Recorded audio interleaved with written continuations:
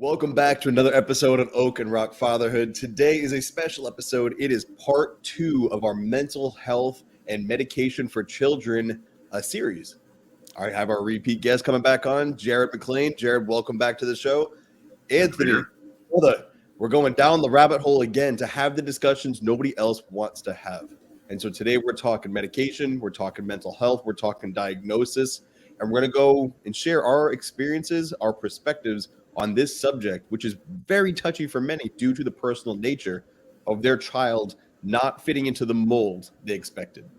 I have found that to be a huge shock to parents because what they think is going to happen is you're going to have this baby and it's going to be like all the other babies you've ever seen on TV or movies or maybe you've interacted with. And when your kid starts to do something a little different, their mannerisms with their hands, their speech, the timing of hitting their milestones, people are like, oh, well, what's wrong? Is something wrong? And this is the discussion we're going to have. Is there anything wrong with children developing at different rates? Are there diagnoses that should be questioned? Are there medications that could be most conducive to helping that child live a normal life?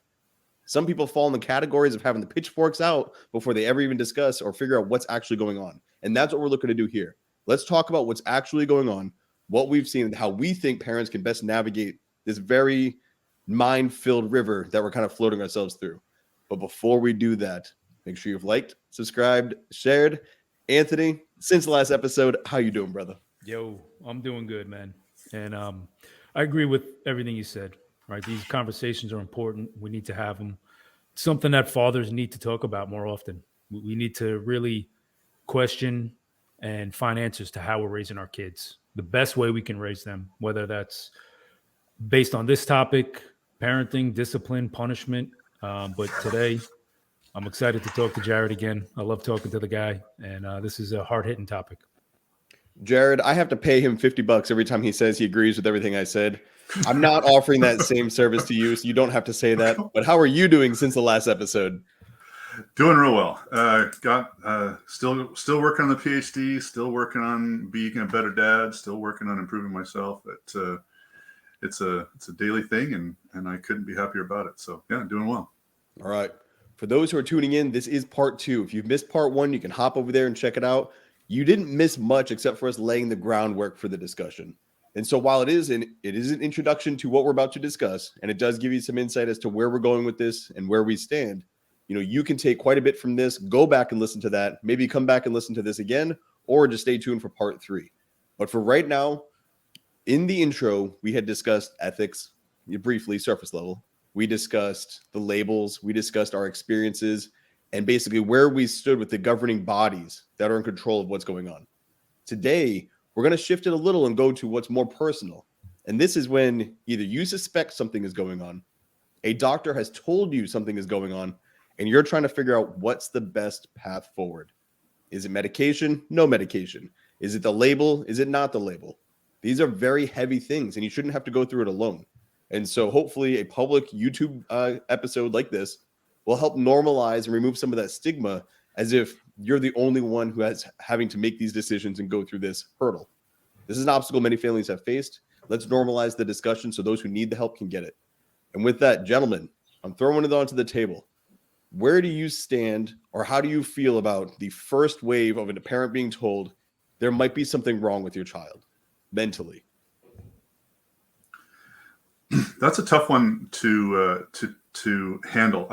As a story, to kind of set the stage for a couple of these, we had a friend of ours who had a child that clearly something was not right. He was on the autism spectrum, and anybody that had any familiarity with that was like, oh, and we even had people that were like, yeah, what, is he on the spectrum? And they would just ask that because it's like, oh yeah, he must be on the spectrum, because that was the behaviors that they saw. That was what was going on. But the parents, when you talk to them, they're like, no, he's fine. He's fine. He's fine. I mean, they would just get really bent out of shape. It's like, what's wrong with my child? There's nothing wrong with my child. And eventually it became so obvious that even they couldn't deny that there was something that was different. They took him in and they found out he was on the spectrum. And by this time, this kid is like 10 years old. And you can usually tell when a child's on the autism spectrum around 2 or 3. So and they finally got some help that they needed, and it improved their life with their child dramatically, because they now had the tools, or they started to learn what the tools were that they needed to provide help for their son. It wasn't medication. They don't have medication that fixes autism, but they started to learn what to do to help him. So the idea that there might be something atypical, and let's not say there's something wrong. Let's say there's something atypical from what the norm is perceived to be. That can happen a lot, and there's a lot of areas where that can go on. You have the autism spectrum, you have ADHD, you have OCD, you have anxiety, you have depression, you have all these different things that can be labeled as a diagnosis. And having a diagnosis used to have a lot of stigma attached to it. Like if you had a kid that had ADHD, other parents would be like, oh, so you got one of those, and all of a sudden you'd be like, yeah, you got a problem. It was hard to deal with that kind of stigma. Now that stigma is kind of going away, and it's more common to see these types of diagnoses. The best aspect of having somebody find a diagnosis for your child is, like I said, it gives you a focus. You now understand something you didn't understand before, and you can start to educate yourself and find the tools to help you deal with that in a better way, instead of just trying to treat them like another kid, or trying to focus on other aspects that may or may not be helpful. Getting that diagnosis, getting that understanding of what might be wrong is just another tool in the toolbox. Whether that leads to medication or not, or anything else, doesn't really matter. What matters is now you have something that you can start to work with. Now, as another explanation behind that, sometimes a diagnosis is a shorthand way of describing something that could be a lot more complex. For example, my daughter has what's called cerebral palsy. It's mild, it's not a big deal, but that's just a shorthand way of saying there's something wrong between her brain and her muscles. They don't coordinate, they don't work the way that you normally see in normal behavior. She's outside that statistical realm. Does it tell us really what's wrong? No. Does she look like what you would think of when you say this child has cerebral palsy? No, she doesn't. She doesn't look like that. She doesn't act like that. She doesn't have any of the more common physical cues that you see on that. So it's a complex thing, but there's a term that they use. Same thing for autism spectrum. Same thing for depression and anxiety and ADHD, whatever.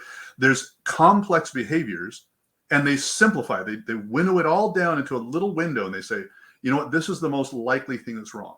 Now, that doesn't mean that your child is ADHD, or that your child is depressed, or that they have anxiety. What that means is your child has some behaviors which are not falling into the normal realm of what we anticipate. And this is the best label we have. But with that label, again, comes a little bit of education and a little bit of assistance. You can now go to a therapist and say, hey, what can I do to help deal with this? What can I do to help my child deal with this? What can we do as a family to help us deal with this? And then now you're on the path to being able to help that child in their specific needs, as opposed to just sort of trying your best. There are professionals out there that know how to deal with this stuff better than you do, and can give you those tools if you go to them and ask for it.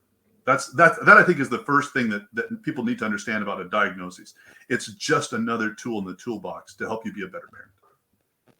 Now in that, do you think it's fair to compare, let's say, Down syndrome and autism to anxiety and depression? Okay, now that's a very interesting and difficult question to answer, because Down syndrome, I asked it. I don't have to answer. It has a very specific genetic marker. We know it's the specific chromosome, and when we see that chromosome that's off, we know that's Down syndrome. And there are very, very specific cues that say this is a Down syndrome child. They have that facial structure where the dish of the face is a little narrow. They have the corpulent look to them. They have certain mental deficiencies that will not ever get anywhere. And that's That's an incredibly specific genetic thing. With autism, now we're getting into something that's a little more gray area.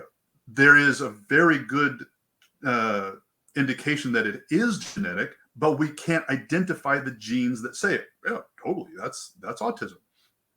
But it also has some very specific types of behaviors that we can identify and say, yeah, this is autism spectrum. And we also have, as a culture, have a more serious reaction to it. Oh, you got a child that's on the autism spectrum. And we have certain expectations of what we see for that kind of thing. But then you go to something like ADHD, where now it's even more of a gray area, because as you're going down, like Down syndrome, very distinct symptoms, very easy to spot, genetic, and you can look at somebody, oh, they have Down syndrome. I mean, looking at them, you can tell that. Autism, looking at them, can you tell they have autism? No. You have to interact with them a little bit. Once you've interacted with them a little bit, you're like, oh, they must be on the spectrum. ADHD, do you look at them? Do they look like they have ADHD? No. Interacting with them, it might take a few days. It might take a few hours of interacting with them before you say, oh, you know what? This child has some attention disorder, some attention deficit here. So as you get down into these smaller and more narrow categories, are they genetic? Maybe. Are they easily diagnosed?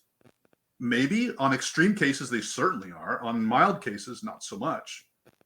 So what do, it comes back to sort of the ethics of where do we draw the line? And there's not really a line. Everything mental is on a spectrum, literally.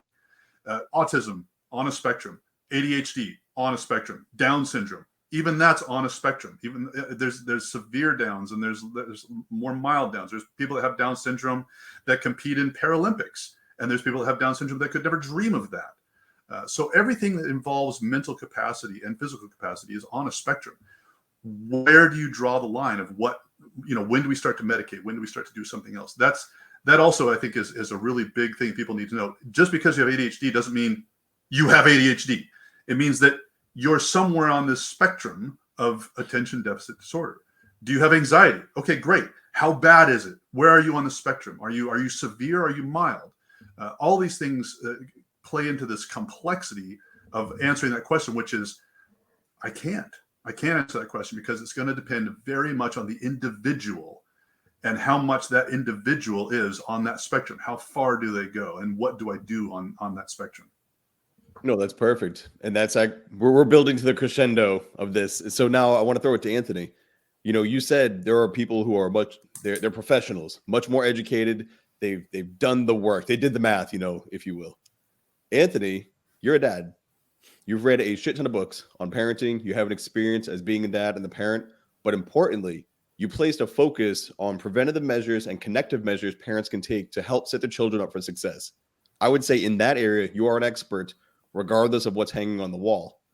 And how many relationships have you seen improve with the behavior of the children, the behavior of the spouse, their responses, when you were able to help the father get their lives squared away?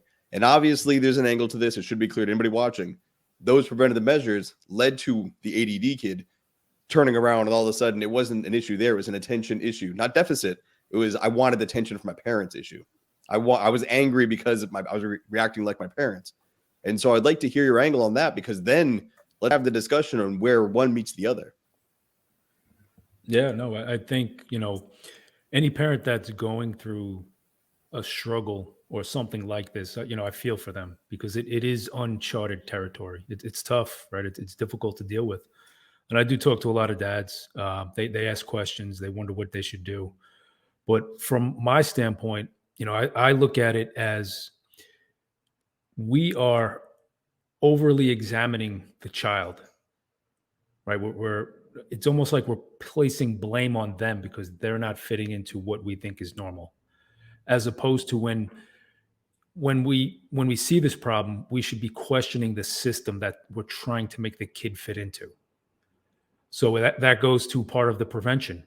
If you're in an abusive household, whether that's with your spouse or your parents abused you, and now you're passing that down to your kids, of course, it's going to have an adverse effect on the environment, on how they grow up, on how their brain develops.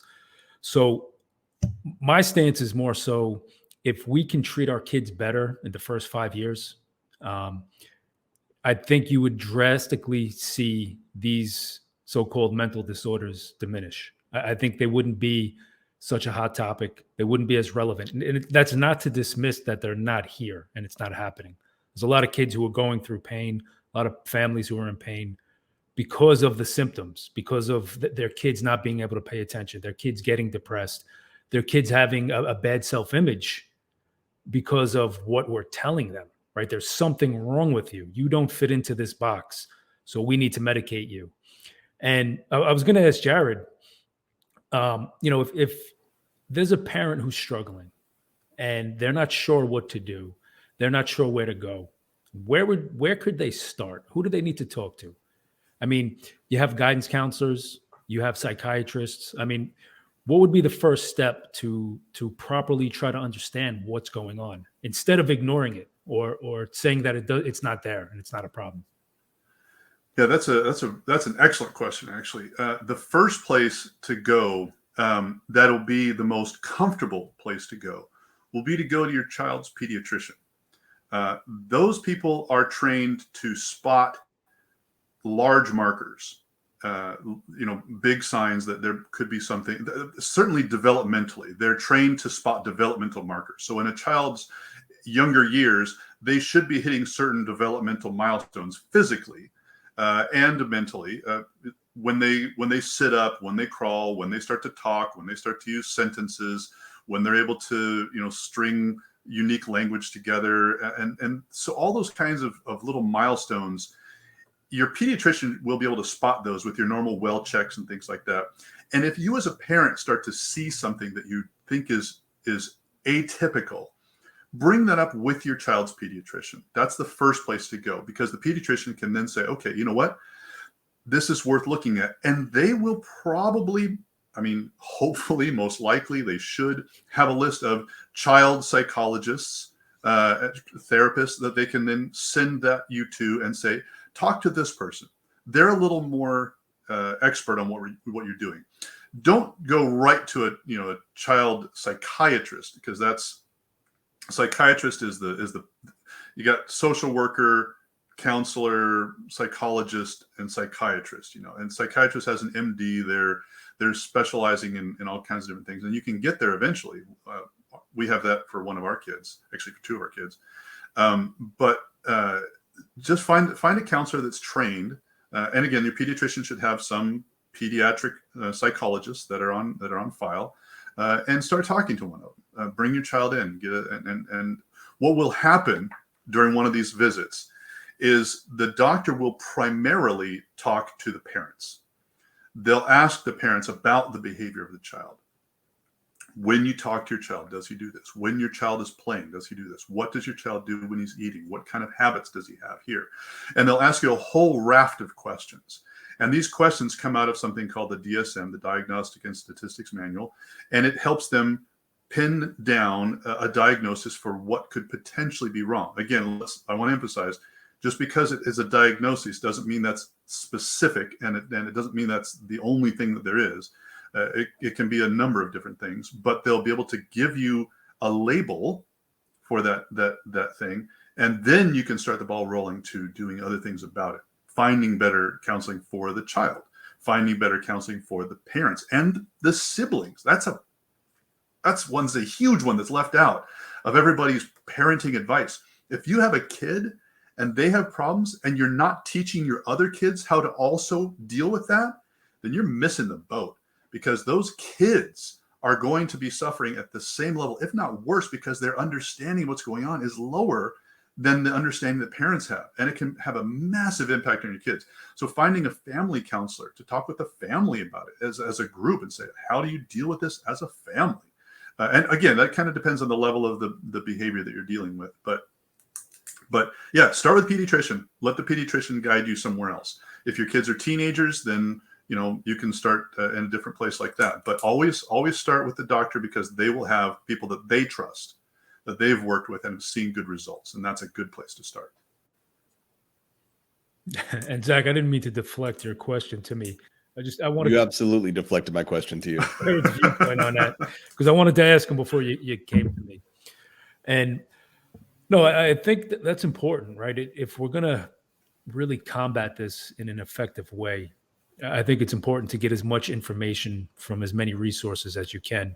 And I would say that's the main reason for that is before we go to medication, before we start drugging our kids, really try to understand that maybe there's things that we can change within ourselves, within our home, that would help our kid, whether they need special attention or they need more focus, or maybe they just need more connection with their parents, right? Maybe there's something missing that is signaling to the child that they're not happy or they don't know how to regulate their emotions. So if we took the time, instead of trying to fix it quickly, right, through medication, if we just took the time to maybe step back and say, if I change the environment in my home and I make it more loving and more connected, will I start to see changes in my child's behavior? And I guarantee you will, right? It's just like the child who doesn't listen, who's defiant, the child who's saying no all the time.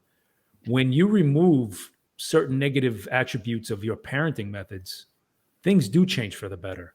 And again, going back to what I was saying before, I think if we bring that love and connection to the home, you would see these diagnoses diminish, as opposed to what we're seeing now is a huge increase in ADHD. I think it's over almost 12% of kids now, school-age kids, and it's over 20% for young boys, teenage boys, which is crazy.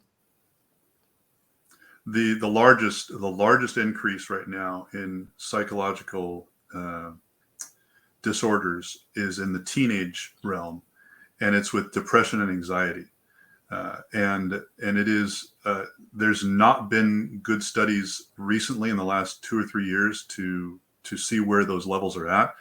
But what they are seeing is that there is estimates. I've seen various estimates that it could be as high as 40% of teenagers have either depression or anxiety. And that's not ADHD, that's just depression and anxiety. Do you know what percent is on medication from that, like antidepressants or SSRIs? I do not know what's going on with that. Again, there's not, the last time any major studies were done that I'm aware of was about 2018 or 2012. The best ones that I've seen were 2012. And then they've got them up to about 2018 that I'm familiar with. There could be some new ones that I've not run across, but I have seen studies that are showing that if you have a child who has, if you have actually not a child, let's talk about an individual. Let's say there's an individual teen that has depression or anxiety. It is a 70% likelihood that their friends also have depression or anxiety. It seems to be a social contagion, as well as something that may be biological.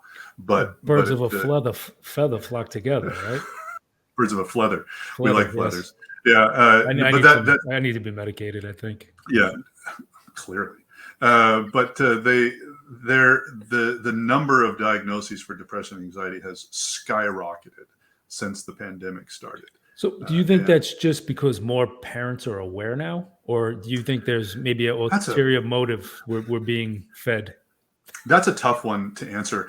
A good example of that is autism.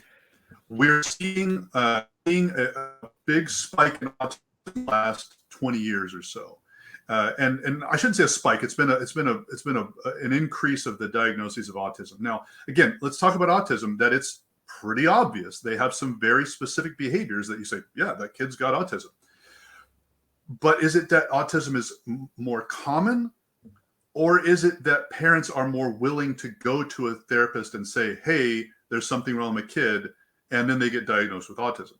We don't know the answer to that. We just don't. Because culturally, 20 years ago, 30, 40 years ago, having autism was not cool.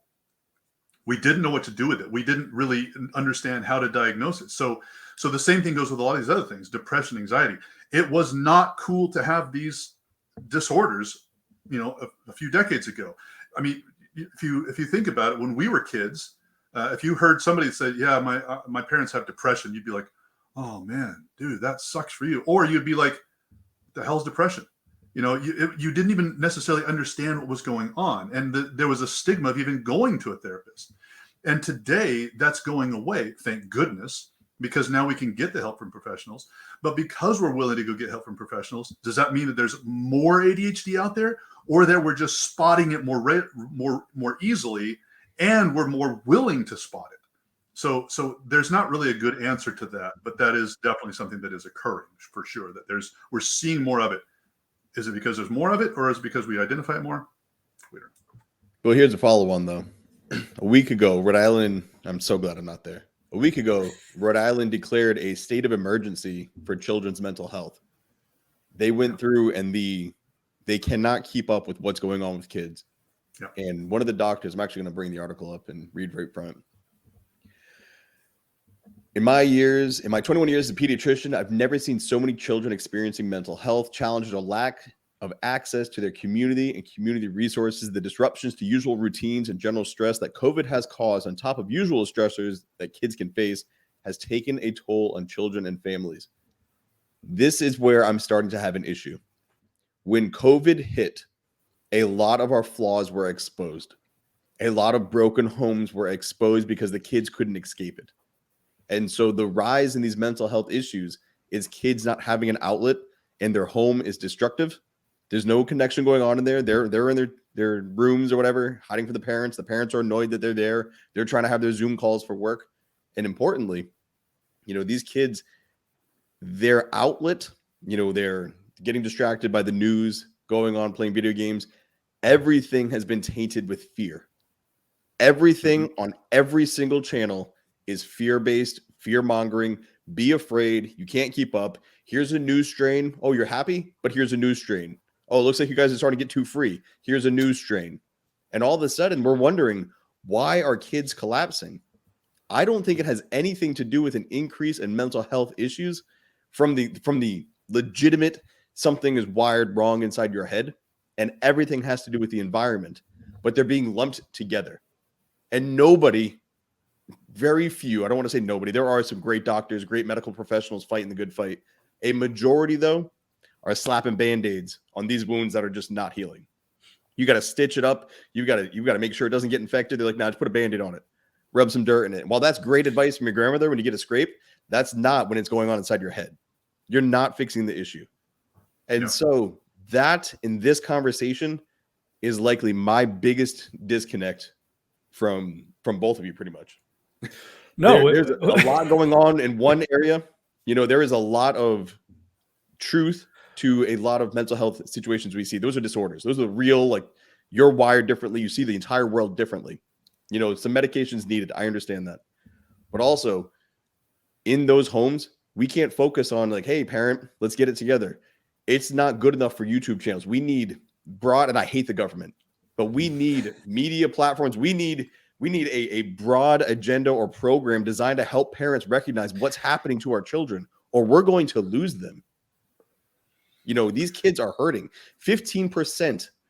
15%. And Jared, I hate to swear in front of you, but that's how high that number is of high school students have attempted self-harm or suicide.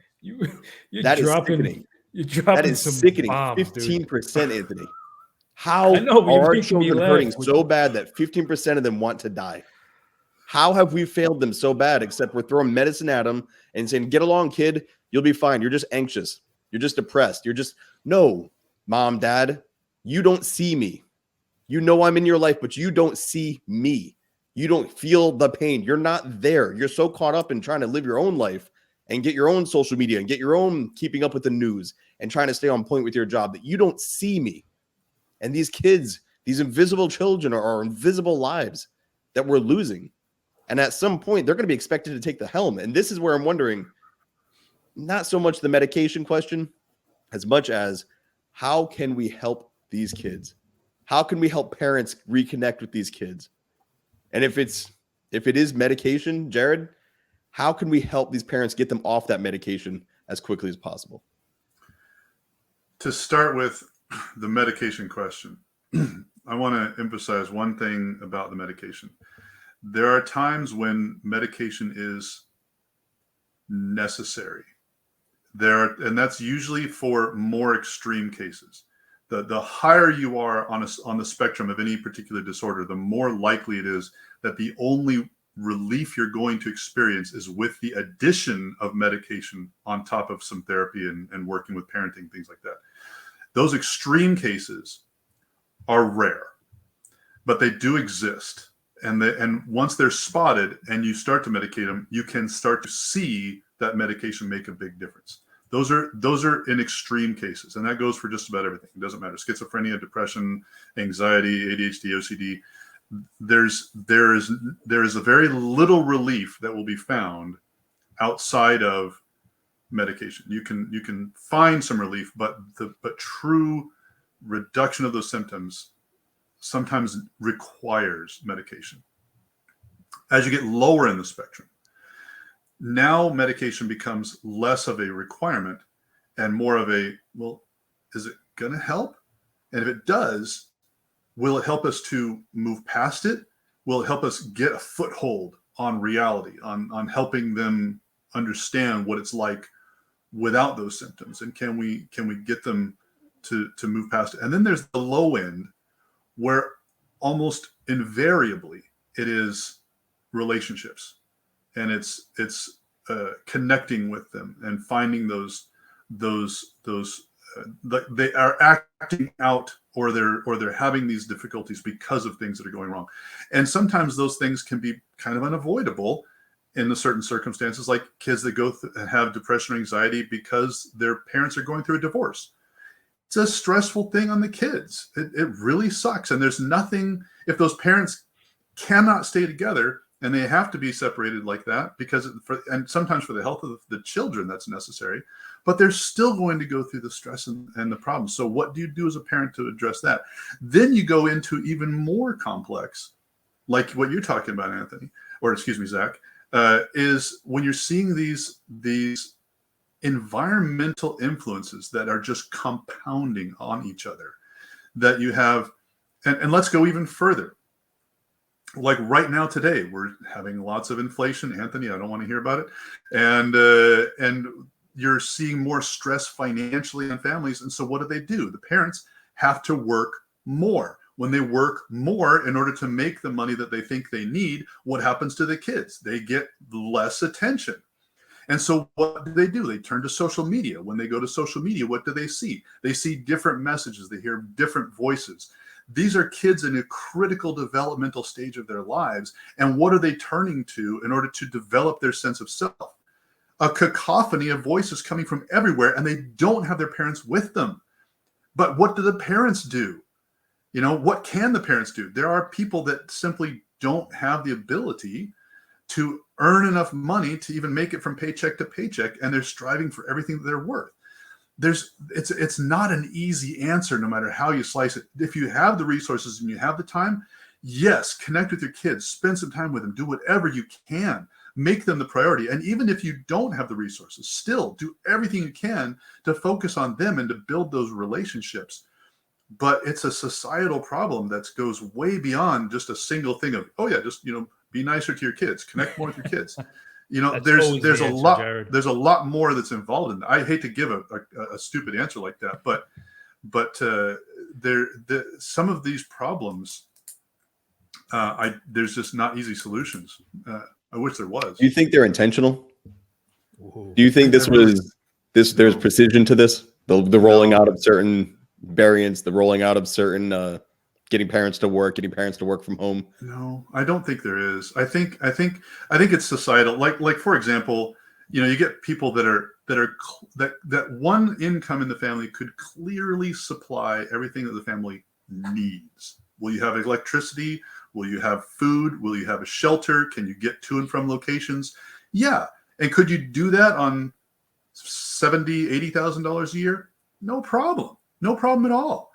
But that's not what's expected in society. Now you have to have the nicer house, the nicer stuff, the nicer car.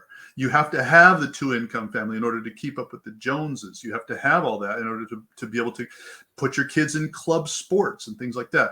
And so there's this societal push for, you need to have more. You need to be better. And if you're not better, then you're a failure because you only have just enough for your family. And so there's this societal pressure to do that and to do more, which then leaves your kids. And even on that same societal pressure, your kids are in school. They have to be in sports. They have to be, and if you're in sports, you want to excel, you have to be in club sports. How much time and money does that take? How much effort does that take to keep your kids going in something like that? Then not only that, but you have to, I mean, there's all kinds of these societal pressures that just compound. And guess who gets to be the bottom end of all that pressure? The kids. Because now you have the parents that are working extra and say, well, you're going to have to do this on your own. And you throw them into club sports, be successful, go do your best. You throw them into school. And I can't even begin to tell you the number of problems with public schooling. We talk about it all the time. I don't think any of it's intentional, because again, do you want better things for your kids? Yes. So I work harder to give better things for my kids. Does the school want your kids to be more successful later? Yes. So they give them more pressure to succeed better later. People on social media that are these voices for improvements, what are they doing? I'm going to tell you how to live your best life. I'm going to tell you a way to be that's going to be the best way to be. And their version is different from somebody else's version. And this kid is hearing all these different voices of, this is how to live your best life. This is what's the best thing for you to do. Where do they choose? How do they know? So I don't think any of it's intentional. I think it's just this compounding effect of everything that keeps rolling up. And all the parents and everything, but it thinks that they're doing so much good, it just comes crashing down onto these kids, and they don't really understand what kind of impact it has on these kids, but they just keep pushing for more. Well, rant over. No, that was well said.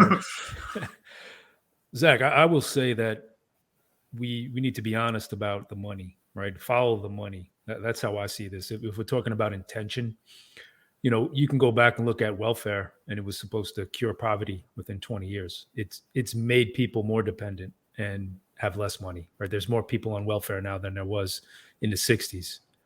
And the intention is to create wealth to the top, right? Wealth for the rulers and more hardship for the bottom dwellers. So if you look at ADHD or, you know, most of the disorders we see now, there's a clear disparity between states and states who, if you follow the money, you know, kids who fail and have bad test scores, in those states that have higher rates of ADHD and medicating kids on ADHD, they get more state funding. So instead of the kids failing and the schools failing, they say, oh, they have attention problems. So now those kids get medicated and the states aren't penalized to get funding from the federal government. So that there is a trail, right? There's evidence that shows what's going on. You just have to be aware of it. And like you were talking about before, what greater way to see how fucked up society is, how broken families are, than a pandemic that makes kids have to stay with those families. It almost shows you the evidence that when kids are in a highly dysfunctional family environment, the mental health problems go up. To me, that's evidence that there's something wrong in the home. Otherwise, the lockdowns, we wouldn't have saw what happened, right? It would have been complete opposite. But you had an increase in almost everything: anxiety, depression, ADHD, OCD, ODD, all these different disorders that are so-called mental illnesses. We've seen them go up when kids were stuck at home with parents who were neglecting, physically abusing them, and emotionally abusing them.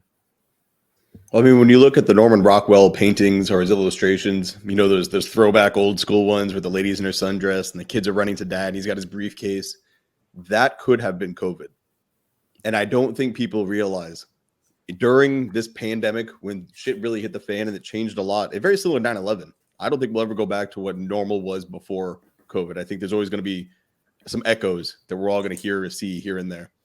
You know, I think we had an opportunity there to really be our best and really rally, but it showed how much the system is inside the home. They can make us afraid. They can make us angry and scared. And when you're like, hey, I get to work from home for the next month, I mean, you should have been over the moon. Everybody should have been like, this is incredible. I get to hang out. But then we realized, I don't know my family. I don't know how to connect with them. I don't know what to do when I'm not distracted by something going on. I don't know what to do when I'm not able to just run away from this and kind of exist outside of my home. Because in my home, I'm constrained, I'm repressed. And we sort of did. We went down a little bit of the trail of global matters. I agree. I'm leaning more towards you and Anthony than Jared. I think there was a lot of intention, but I also think some of it was just a byproduct. And that's where I agree with you, Jared. I think these things are just happening, and it wasn't planned for it to collapse the way it has. It's just happening. And instead of fixing it, we're putting more layers on, more bricks. And now to the point where we have states saying we can't keep up with the kids. Yeah. But nobody is saying, I would like money to help the parents. I would like programs to help educate these parents on how to connect with their kids, and to sort of spin that back into the discussion, because we could totally go off the rails here. When it comes to medication, when it comes to your child being diagnosed with something, I would love to see parents going through an education course as to what that means. And so your child, well, your teenager seems depressed. Okay. What does that mean? They're always sad. They don't know how to feel happiness, or they're addicted to sadness, or they're consuming content that's making them down, or the way you interact is not their love language. You think, like, oh, I'm always on, I'm trying to help them. And they're like, I need a break. There's too much pressure on me. And that's why I'm down. I think there's so many avenues parents can take, and they don't know any of them. They're like, okay, what is it? The all-fearing white lab coat, or the all-trusting white lab coat, where whatever the doctor says, you're like, yep, yes, sir, doctor, I'm with you. I'm not like that, but I know a lot of families who are. Jared, throwing it to you. Placebo effect is great, isn't it? 22%. Nothing happens, and you still feel better. It's great. One of the things that I think is worth having parents understand is the lived experience of the kids that are going through some kind of pain, through some kind of difficulty. And whether that's depression or anxiety or ADHD or anything like that, it's difficult sometimes for a parent to really grasp what that feels like if you've never had that yourself. And I one of the best examples of this that I've ever heard was, if you're aware of the actor Stephen Fry, he told a story once. He suffers from bipolarism. So he goes from mania to depression, and he goes back and forth all the time. And his story was of a major in the British military who was suffering from depression. And it was so bad that he walked out into traffic and got his legs crushed mid-thigh, ended up getting his legs amputated and having to go through all the surgeries and the rehabilitation and the therapy to get them back up. And he told Stephen Fry, who was working with him because of the bipolarism, and Stephen Fry works with people like this, he said, having my legs crushed and having all that pain of the surgeries and the therapies, he said, that was better than what I was going through in my depression. That was easier to deal with. And then Stephen Fry came out and he said, I've been there. I've felt that depression. And he said, what I feel in that depression is worth it for what I feel when I'm in my mania, the mania highs. So what that tells me is I have absolutely no idea what this feels like and what this feels like. To say that having my legs amputated and going through all that is better than depression and the feelings I feel there, and saying that this feeling, I'll deal with that because I like having this feeling, the mania side of bipolarism, that is off the charts for me. I cannot grasp that at all. And having that understanding, that those differences that you will see in the behavior and the feelings and the lived experience of your child that's going through these things, the first thing you have to understand is you don't understand. You might think, oh, you know what, just deal with it. Just stop being depressed. You have a good life. I provide lots for you. We do lots for you. You should be fine. No.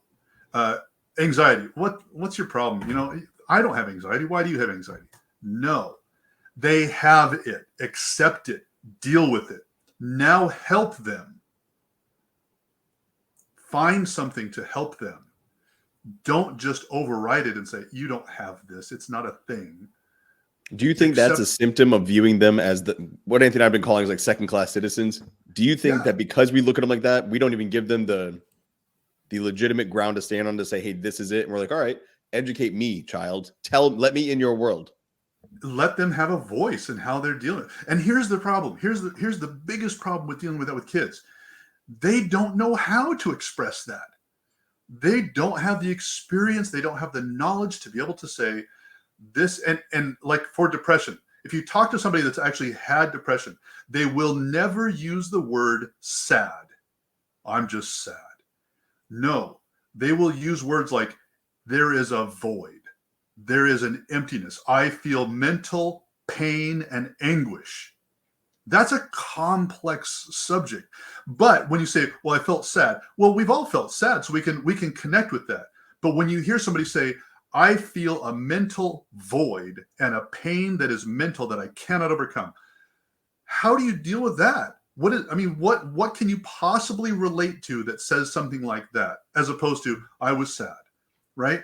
And so having a child who can barely articulate what they want for Christmas without, showing, oh, squirrel, it's everything just pointing at all this stuff. They can barely articulate what they want for dinner sometimes. And to sit there and say, okay, what does it feel like when you have anxiety? They're going to be like a deer in the headlights. They won't be able to tell you.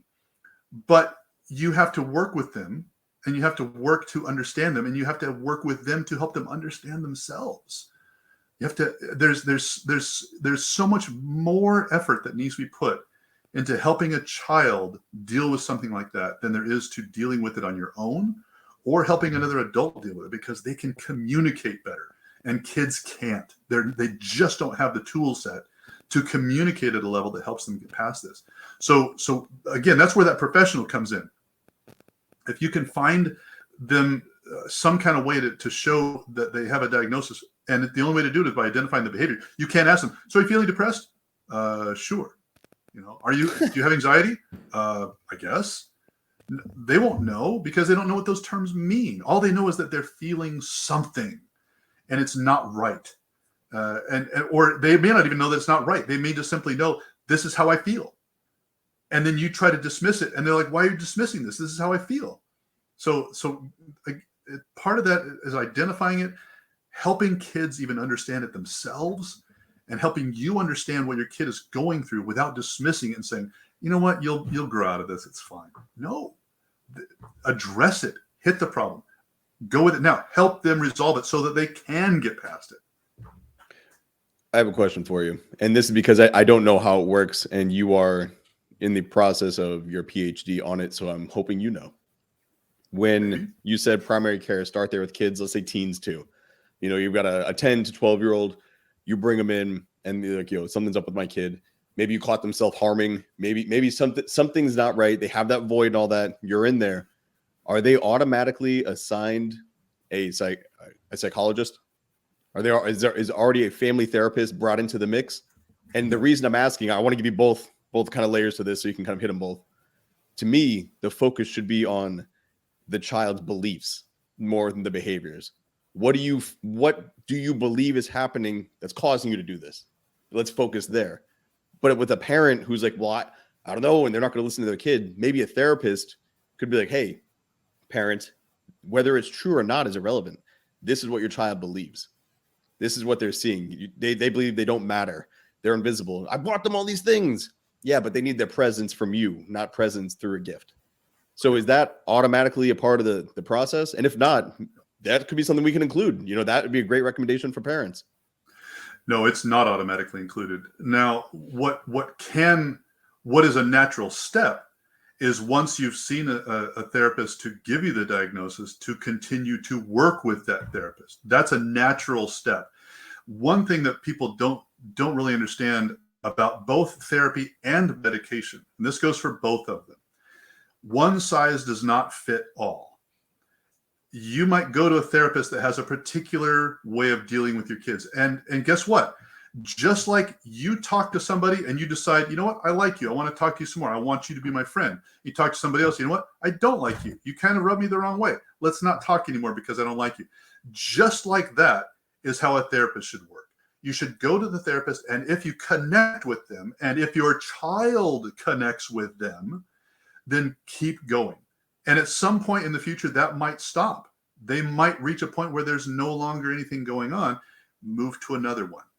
Don't be afraid to move and find the right thing. Same thing with medication. Sometimes you'll get a child that will get a medication, and it will work brilliantly, and their symptoms go down, and everything's wonderful. And then other times you'll take one and nothing has changed. Does that mean that medication isn't the answer? No. That also means that maybe a different medication or a different dosage of that medication will work better. I want to stop there for just a second and sort of mention something that I'm remembering from a previous conversation with Anthony about this. Sometimes the option of medication is helpful to the child because it gives them a contrast. Here's what your life is like without medication. Here's what your brain feels like. Then try a medication and say, does that help? This is what your behavior can be like without it. Now maybe we can get rid of the medication and you can get back to something that's like that. So the medication doesn't have to be permanent. Sometimes it does, doesn't have to be, but sometimes that's necessary just so that they can understand that there is something other than what they're feeling all the time. But that's sort of a sidebar. But with the therapist, it's very important that you find somebody that your family connects with, that especially that your child connects with. If your parents connect with it and the child doesn't, done. The child connects and the parents don't, I'm okay with that.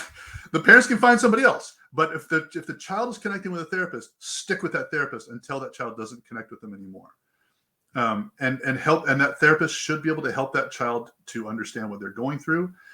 There are problems with this in some ways. Like, for example, my daughter is seeing a therapist right now, and everything they talk about in their therapy sessions is private. And that therapist will not share anything with us unless Sabrina gives them permission to share with us what's going on. And so there are some things like that where maybe your kid will go into the therapist and the therapist will talk to him about something. And then you go ask the therapist, hey, what did you guys talk about? And they're like, can't really disclose that. But there's other times where you'll be like, can you help me deal with my child? Yes. Based on my conversations with them, here are some things you can do. So you may not know the nitty gritty of what's going on with the counselor, but that counselor can then help you understand that child better through other means. So it's a critical element. If you're really struggling, and you just cannot find the answers on your own, therapy is a great first step to go through to get that tool set to help you out. You know, it's interesting. I would never have thought that medicine would be offered before therapy. And it wasn't until you were telling that I went to, so when I was first doing the commute 9 to 5, FOE was really picking up, giving speeches, TFA was blowing up. I was about to stroke out, man. It was literally like way too busy, 24/7, always on the go. And I started having like high blood pressure. And I remember going to the doctors. I'm like, something's not, I had one of the monitors at home to track it because Jackie at the time was an EKG tech. And so she's like, I was like 150 something over like 80 something all the time, like just relaxing. And I was like, this isn't good. I'm going to burn out. And I went to him and I was like, here's what's going on. And before he said like, how's your lifestyle? How's any of this? He's like, do you want some Xanax? No, man, I don't want Xanax. I want to talk to you about what's going on inside my body, man. Like, what can I do to fix this? He had told me to live a stress-free lifestyle, try some ashwagandha.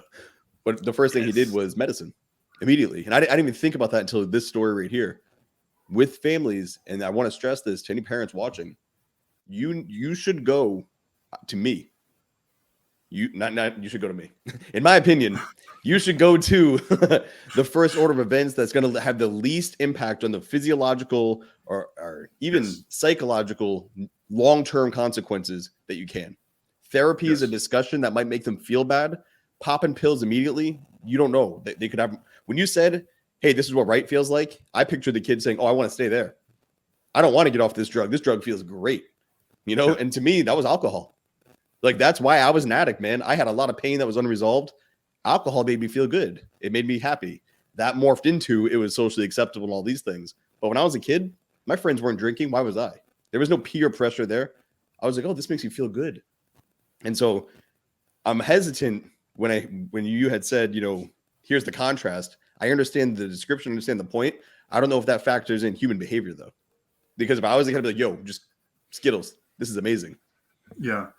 And that, by the way, that's a very good point, because even with our pediatrician, when we first went to our pediatrician, she's like, oh, it sounds like he has ADHD. You want me to prescribe something for him? I mean, that was literally the conversation that we had.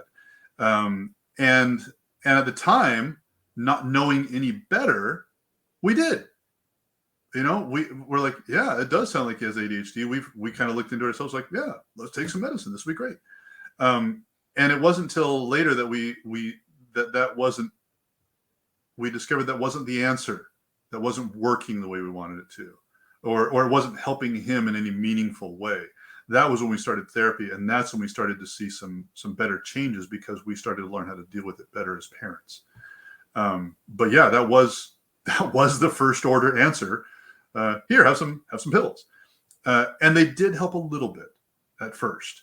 There was some definite changes in behavior, which helped us see that, oh yeah, there is really something going on here, because just a single pill all of a sudden changed some of the more extreme behaviors fairly dramatically, which was great. Really, I mean, as a parent, that was fantastic. But as a long-term solution, we were uncomfortable with just medicating him all the time as well. And the behavioral changes only seemed to happen while he was on the medication. So that was when we started to really look into the toolbox. I will say one thing for all these parents that are really struggling, getting a diagnosis can be the best thing that can happen to your child if they're still in public school. Because once you have a diagnosis, then you can start to get additional accommodations at school that your child may need. For example, our daughter with cerebral palsy, she writes very slow. We have an accommodation for her that when she takes a test, she can take extra time on the test because she doesn't write as fast. It's impossible for her to do that. She doesn't walk as quickly, so it takes her longer to get between classes.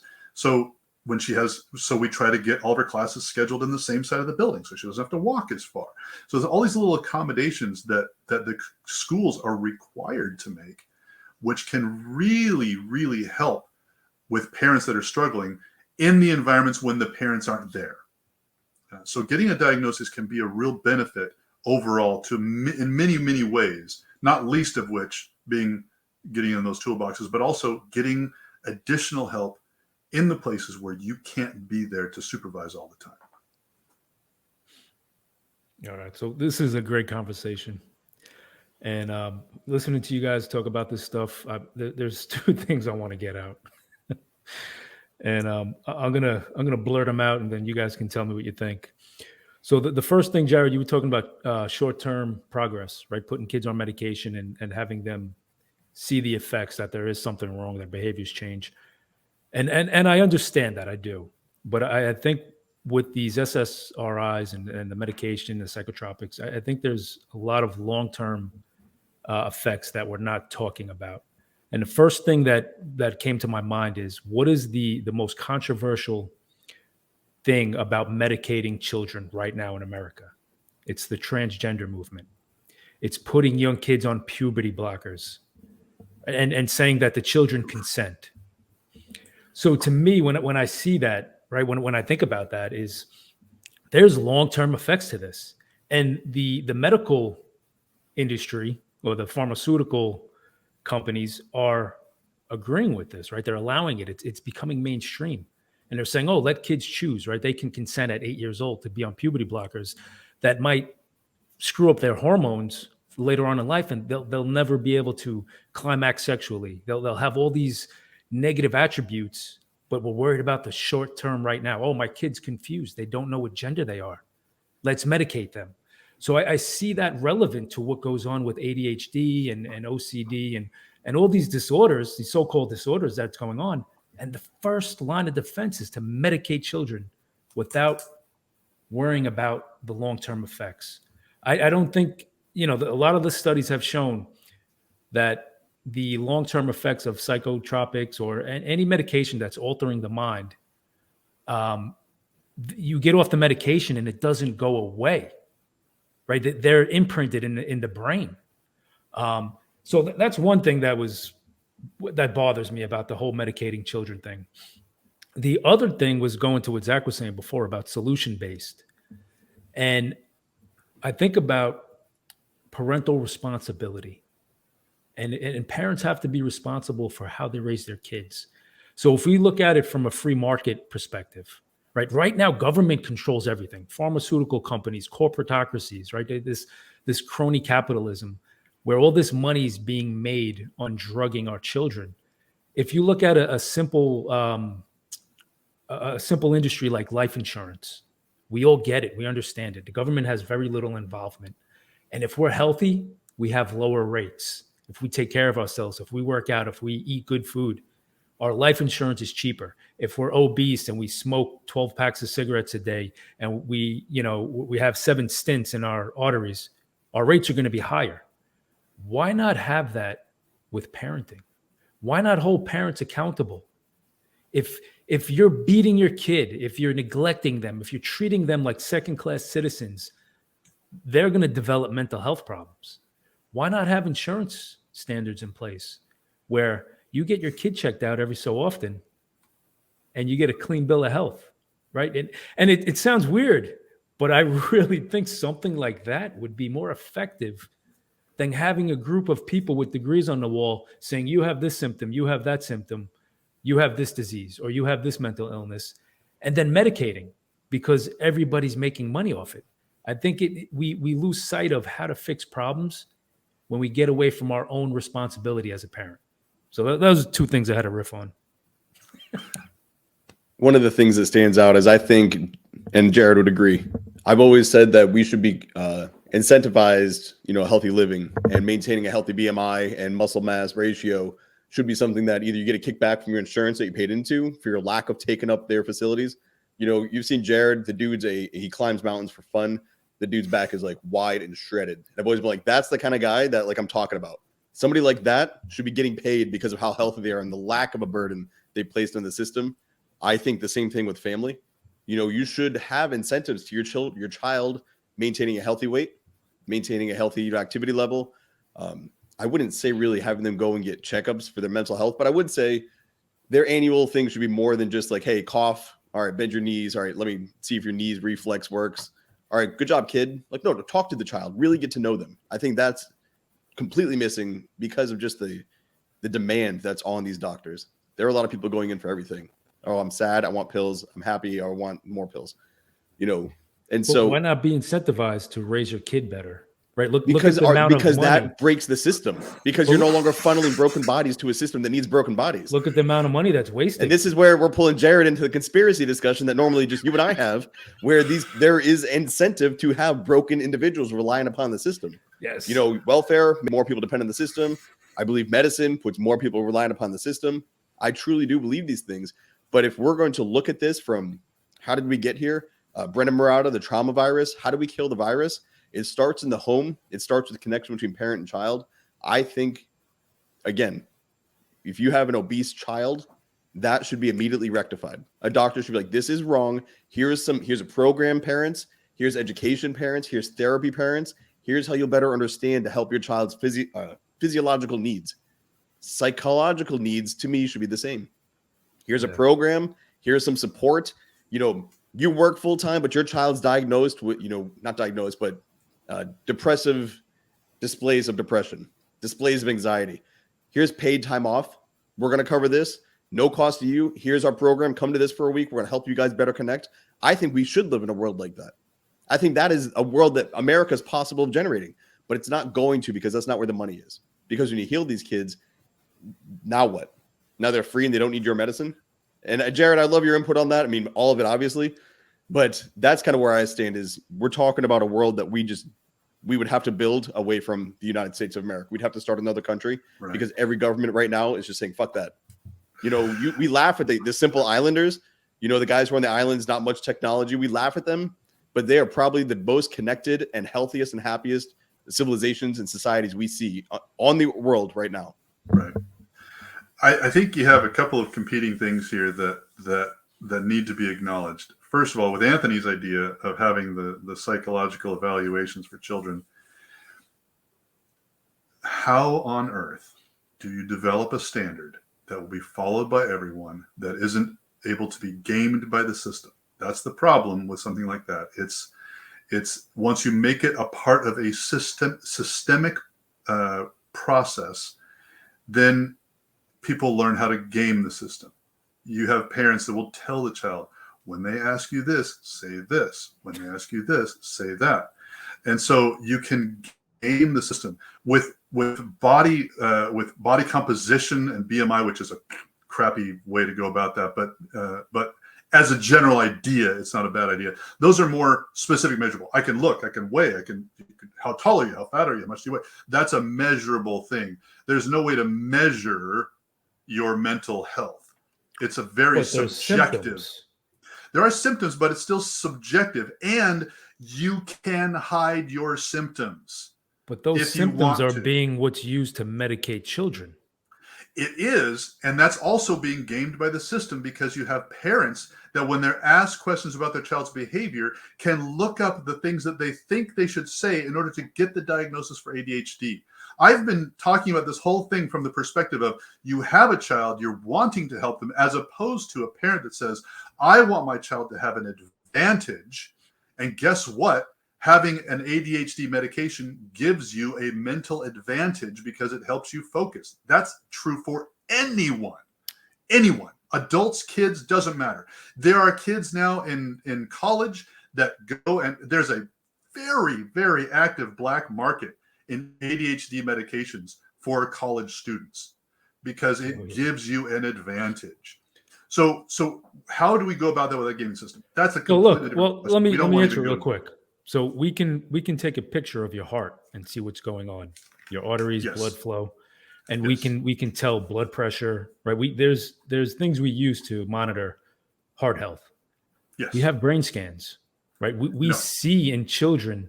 No, we see in children who come from violent homes, who have PTSD, distortions in their brain, gray matter, decrease in gray matter.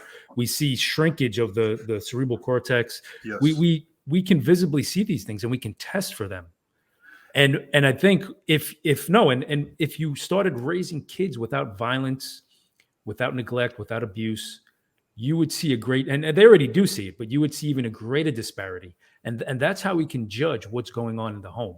Of course, there's going to be kids who fall and hit their head, and we have to compensate for that, right? There's going to be blunt trauma. There's going to be bad things that happened, a car accident or, whatever. Somebody died, right? They witnessed a death. But I think I don't think it's that outlandish as you think. We do have the technology. We have the capability of protecting kids. Okay. I really, really am going to cut you off on that one before you bury yourself here, because there is a massive problem that people don't understand with brain imaging and with EEGs. First of all, to get a true image of what's going on inside your head, you have to use an fMRI, which is ridiculously expensive. You think an MRI for your shoulder or your knee is expensive, thousands of dollars to do that. An fMRI is even more expensive because it's more delicate. Here's the other problem. It's not specific to everybody's brain. When you see these images in a magazine or something like that, or online that says, here's the area of your brain that lights up when you're thinking this. That's not true. What that is they've taken images of hundreds of people doing this one thing. And that's the average of the most likely place that lights up for that average group of people. It's literally like saying, well, how tall are you? I'm 5'7". Well, that's not true because the average height is 5'8". So therefore you must be 5'8" because you're close to 5'8". That's a better analogy for what brain imaging does. Well, what about children who are malnourished? They can see their brains don't develop the same way. It's the same thing. But see, again, malnourishment can also be spotted through physical aspects other than brain aspects. If you're being malnourished, I can spot that through a blood test. I can spot that through all kinds of things, but I can't spot it as readily on an individual level through brain imaging. A good example of this is lie detectors, and then the new version of lie detectors doing fMRIs. Lie detectors before, you were literally better at detecting a lie through a coin flip because they're that ineffective. That's why they're not allowed in courts of law, because they're stupidly ineffective. But when you see it on TV and in movies, you go into these lie detector tests. Oh, they lied. Look, it's on the lie detector. And so we have this as a society. We have this thing where we're like, oh yeah, lie detectors are great. No, they're not. They're barely accurate 25% of the time, maybe if you're lucky. So then they started doing fMRI tests, and they could see an area of your brain that would most likely light up when you were telling a lie. But guess what? even that's only accurate 70% of the time. And that's but because Jared, I'm not talking about neurons flashing in the brain. I'm talking But about that's the whole actual point. decrease in size. That's the whole point. Even decrease in size. Where was that child's baseline? How do you know? When did you get a hold of them the first time? When they were 5, when they were 2, did you have a baseline? And how did they develop? Because individual person's brain size develops differently as well. My brain is going to be bigger than Zach's brain because Zach is shorter than I am. You could have said Anthony. Anthony. So much shorter than I am, and I'm 6'4". But they do the tests, right? They take tests. They've been doing this for a long time. They have been doing it for a long time. But what I'm trying to get across is you don't understand that it's not accurate on an individual level. Period. There's no such thing as I can look at you individually and say, yes, I can tell that you've been abused in this person. No, on average, in comparison to another average, yes, but on an individual level, you can't. So then when you come into these interventions where you're saying, well, if you've got a child and I've looked at their brain scan and it looks like they're a little bit lower than other people on average, then guess what? We're going to put you into this category of no, you don't have a healthy psychological child. They may be incredibly healthy, but their individual development was on a way that makes them look like they were somewhere else. But we could take There's a no way to picture do that. of their brain when they're born and see progression or regression. Oh, it doesn't work that way, Anthony. It just doesn't. That's not really an answer saying it doesn't work that way. I get what you're trying to say. But it doesn't. When I look at it, the point of this argument, this is a metric though. This specific, we're hung up on this specific aspect, but this is one of many we could be using. And that's where I see the intervention and the tracking of the child on an annual basis, whatever it is. I could see us coming up with a better system. But again, we're operating within the system that we have. Not this one where we think that we should be scanning brains every time they come in with an fMRI, whatever it is. Not that we should be checking to see what's developing, not developing. Well, then we're going to all have brain tumors in 20 years. Yeah, and then we'll be all scanned, but it's all good. And so when we look at this, when it comes down to the medication of the child, you cannot rely on a single point for anything because you could have perfect markers for everything across the board and say, I'm depressed. The issue is not that something physiologically wrong with you. It could be psychological. It could be just something that happened that day. I'm down. I can't come out of this funk.